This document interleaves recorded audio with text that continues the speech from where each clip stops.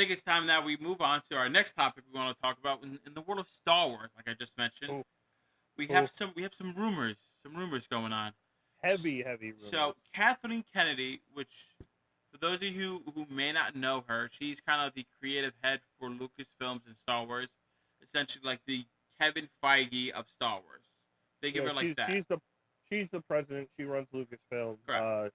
She took over for George Lucas as kind of the overseer, the Uatu, the watcher. Hmm. So she is rumored to step down in her lead role and no longer be a part of it sometime in 2021. And now there are new rumors circulating that John Favreau is to take over as the head of Star Wars, with Dave Filoni to be his second. Now, John Favreau, for those of you who might know that name, that's Happy in Iron Man, and he also the creative mind behind so much stuff. More recently, The Iron Mandalorian. Man, Well, yeah, Iron Man. Yeah, I mean, I forgot that. Mandalorian, Jungle Book, Yes, he's done a lot of Lion movies, King. but most Yeah, recently, and especially in the Star Wars world, Mandalorian, which has done a huge hit. Dave Filoni, another name you might know, definitely a big hand in The Mandalorian. Also, everybody's binging it on Netflix. Avatar: The Last Airbender, Star Wars: The Clone Wars, Rebels. He was the creative mind behind all of that. So yep. now this comes into play. Is this actually going to happen? Is this good? I'll but like we always do, Chris. Before you go down to your crazy rabbit hole, because I know you have theories. I think this is a good thing because Star Wars, for the most part, in the past recent years, kind of been stagnant. As somebody who's a casual fan, I don't want to say I'm very disappointed. I I guess I wanted more, and that's also part selfish. Mhm. But seeing the work out of those two creators on the TV side is shown a great promise to me. Like even if you take away the Mandalorian just now, right? And just seeing Dave Filoni's work on the Star Wars Rebels and Clone Wars, and of course, there's a lot of other people involved in the success of that and why that worked out well. But that's more of the stuff that I want to see. Like I feel like those shows and the Mandalorian, it's probably better creatively that I have gotten with the most recent trilogy because I think the trilogy was set up for so much success, and maybe it fell on its own weight, or Kathleen made its own decisions to make it fall down. I think it's time for a change, and I think this change is good, especially with these creative people I know their work. I have faith in their work. I love their work. I don't really know anything Kathleen Kennedy has done. Then I'm like, yeah, I love it. No, I hear So you. that's Yeah. me. Yeah. I think first and foremost, like I'm not someone who, unless you're like a money launderer or like a Harvey Weinstein, I'm not calling for someone's job to be taken Hmm. away. I think though that Star Wars needs a very specific shakeup in their upper tier of management. Um, Whether it's direction or creative thought or realizing the people that are kind of in the middle and on the ground floor are making the best stuff um, are really the biggest part of this. So I think, yeah, I think it's genius if you put John Favreau in that seat and Kathleen Kennedy takes more of a business backing role for them to do their thing. That'd be Um, cool. I think Favreau has we've seen Favreau as, well, one, he is basically the Jedi Padawan to George Lucas, right? Like he is the descendant of thought, Star Wars life, everything of George Lucas, and we've seen him Now, go from kind of this like cartoonist to now involved in are you everything. talking about John Favreau or Dave Filoni? Dave Filoni, Okay, sorry. I was gonna say, I was Uh, like, I don't remember that with Filoni, but like, yeah, sorry. But yeah, Filoni's kind of this Padawan to George Lucas. He was chosen by George to start doing, yeah. Clone Wars and expanding the universe and And you see that canon. in the documentary, right? With the Oh, Mandalorian, absolutely, like you see him absolutely. literally sitting next to him and like getting the whispers in his ears by like the Sith Lord, like, yes, do this. Okay, I'll do Yeah, this. and we see it in, like you said, that Mandalorian documentary where John Favreau is kind of holding court and everyone's talking, but the second Dave Filoni starts talking, everyone stops, right? And Dave Filoni, his speech on how the prequels are so important because they connect all the way through Mm-hmm. is one of the most, like, to me, like a Star Wars Uber fan, that's like gospel, right? Like that's like you're at the church listening to the preacher speak. Praise be to Um, George Lucas. yeah, like basically it's like listening to Filoni talk about that and stuff you've never even thought of Yep. is crazy. Um, so I think it needs a shakeup. I think there's a lot of rumor and conjecture. Obviously, it's going to be a minute till we get some defining thing. Um, but I think as far as Favreau, I think Favreau has a better rapport with a lot of different avenues because Favreau is not just a director and a creative guy; he's also an actor, Yes. right? And he's also a fan, so he connects to fans. People really like what he says about like fan feedback, even though I'm not really a fan feedback guy. Mhm. They like the way Favreau's mindset is on advancing technology, but not to the point where everything looks fake Let me ask you a and question. storytelling. With Kathleen Kennedy, like I said, I can't really think of anything that I like, and that might be due to a lack of knowledge on my part, which it could be. Uh-huh. I'm sure you know, but like, what are some of the big things that like she was a creative force behind? For those of Yeah, you guys listening or watching at home who might not know the work that she's done. yeah, and Kathleen Kennedy's not like a creative director, right? She's not a John Favreau. She's not a Dave Filoni, where she's not a writer. She's not writing scripts or creating characters. She's Mhm. more of like overseeing projects, saying, "Hey, we want to do this, make it happen." But she's been with Lucasfilm forever since some of like the later original trilogy. She was there for all the Indiana Jones movies, um, and all the prequel movies, obviously for Star Wars. So she knows Star Wars in and out because she knows the business side of it. Yeah, But and she knows what it takes to make a Star Wars movie and what it takes to do Star and Wars. that's very But important, right? Real quick, that's not very something to important. say in lightly. What it takes to make a Star Wars Yeah, movie.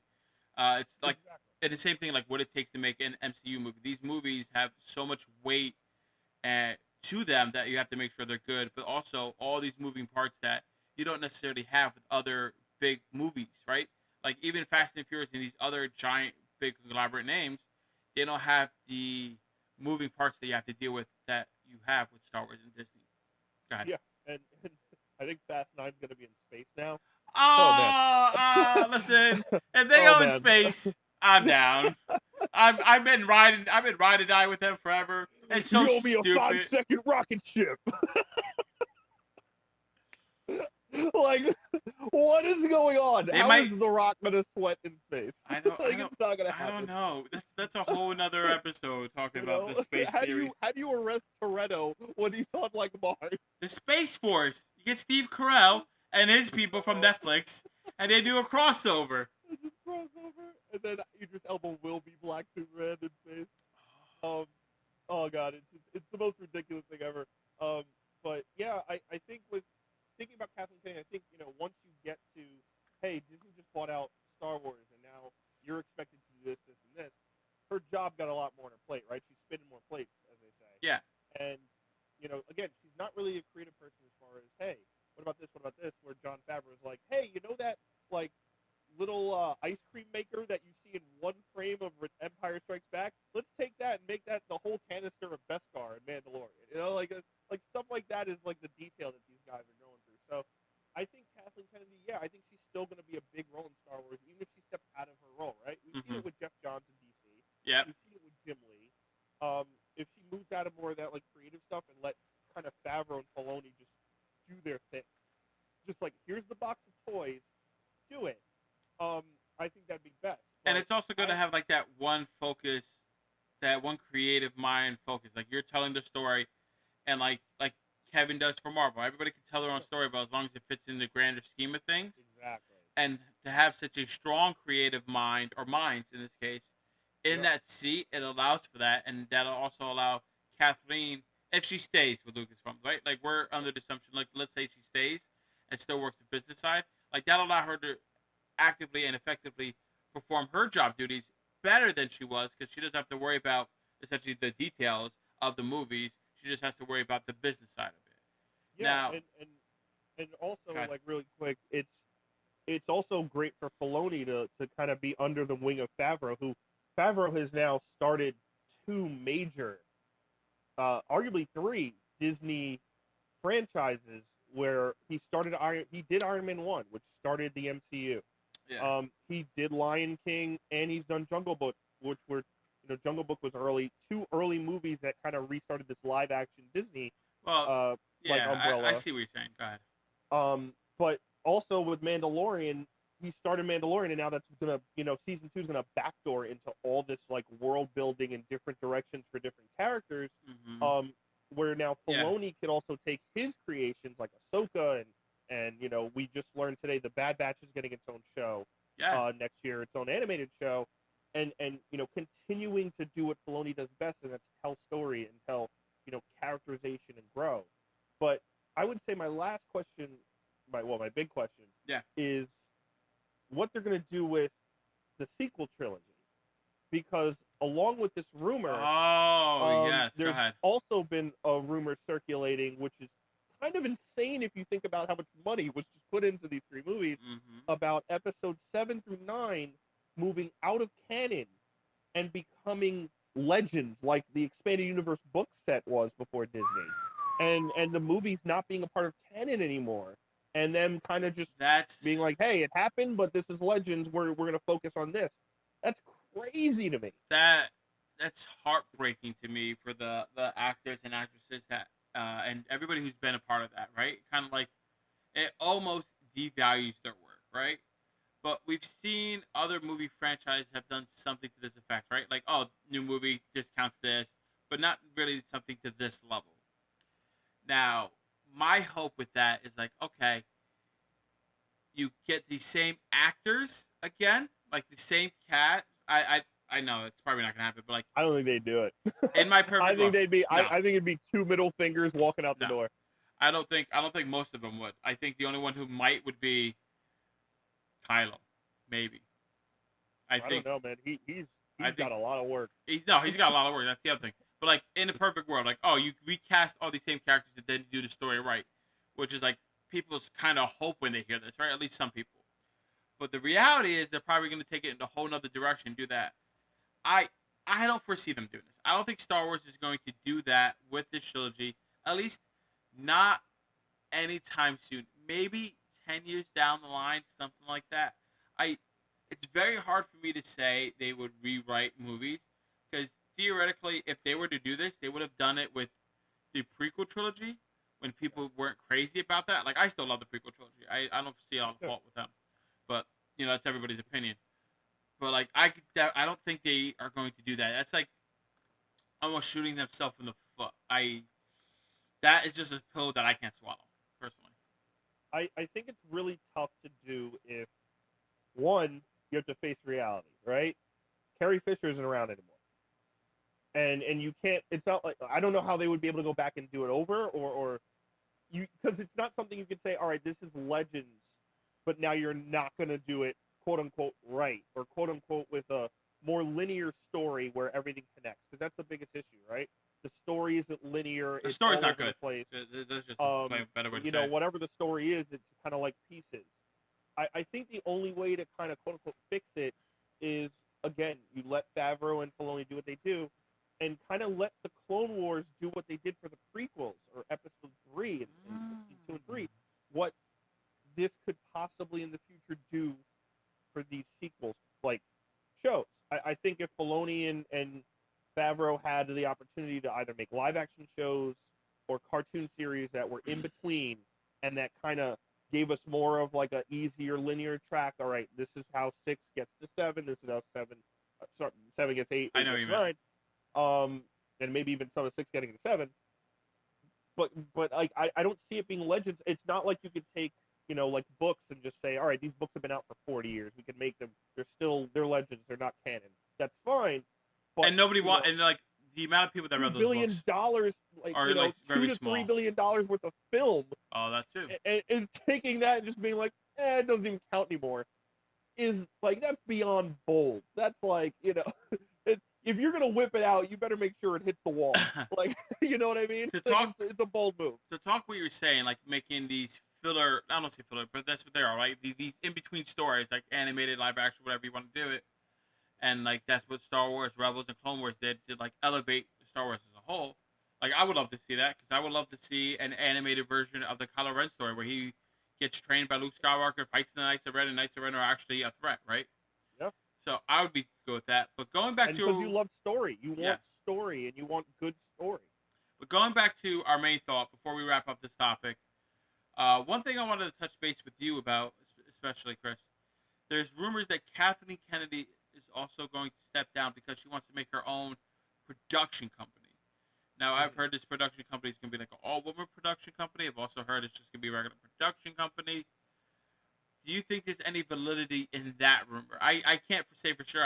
I'm just like looking through the weeds at this point.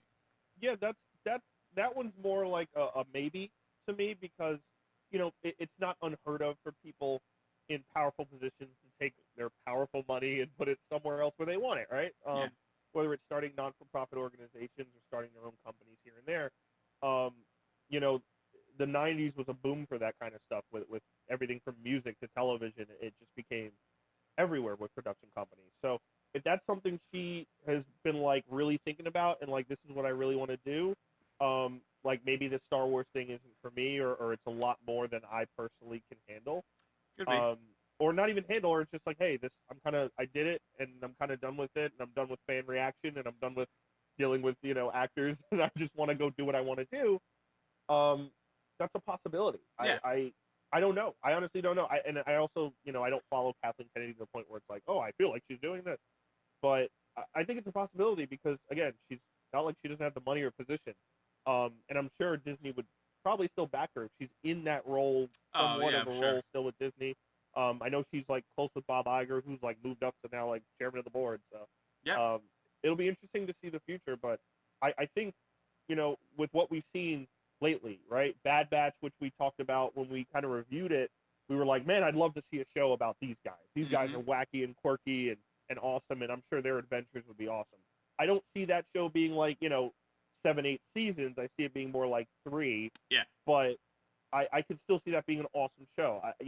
The Mandalorian season 2, if it's coming out in October, if it's still on track, which it seems like it is, if we see a backdoor for Ahsoka or Valance or we all could these other easily see all bounty that. hunters and characters, I think Star Wars is on the right track, and hopefully, Filoni and Favreau can continue to write this ship. Like you said, they're on the right track. They're moving forward with the creation in the world. And speaking of moving forward, we need to talk about Ubisoft Forward 2020.